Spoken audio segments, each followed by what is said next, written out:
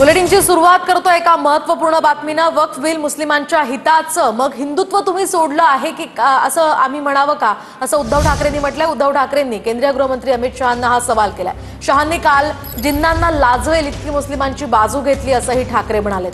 तर शहा मुस्लिमांचं लांगुल चालन करत असताना शेपूट घालून बसला होतात का, असा प्रतिसवाल उद्धव ठाकरेंच्या या सगळ्या मुद्द्यांवर शिंदेंच्या शिवसेनेवर त्यांनी जोरदार हा निशाणा साधलाय।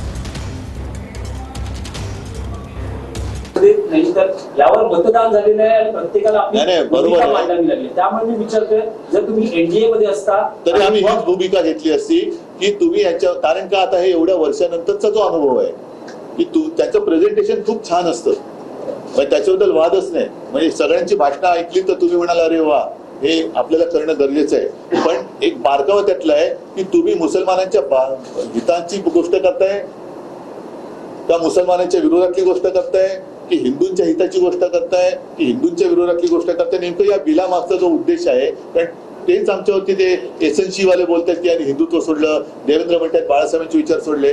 पण नेमकं तुम्ही काय करताय की असं तुम्हाला काय वाटतं की तुम्ही मुसलमानांचं लांगुल चालन करताना जर का आम्ही त्याला विरोध करत असू तर हिंदुत्व आम्ही सोडले का तुम्ही सोडले?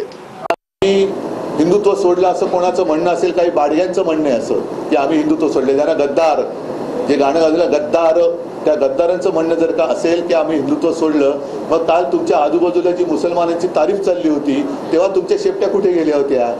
तेव्हा तुम्ही काय सोडलं होतं? लाज सोडली होती, लज्जा सोडली होती का? तुम्ही बोलला नाही की आम्ही बाळासाहेबांचे विचार मानणार आहेत, आम्हाला हे मान्य नाहीये, ही तुमची त्यांची चाललेली भलामण आहे, हे लांगुल चालन आहे, हे आम्ही मान्य करू शकत नाही, म्हणून आम्ही यातून बाहेर पडतो। का बोलला नाही तुम्ही?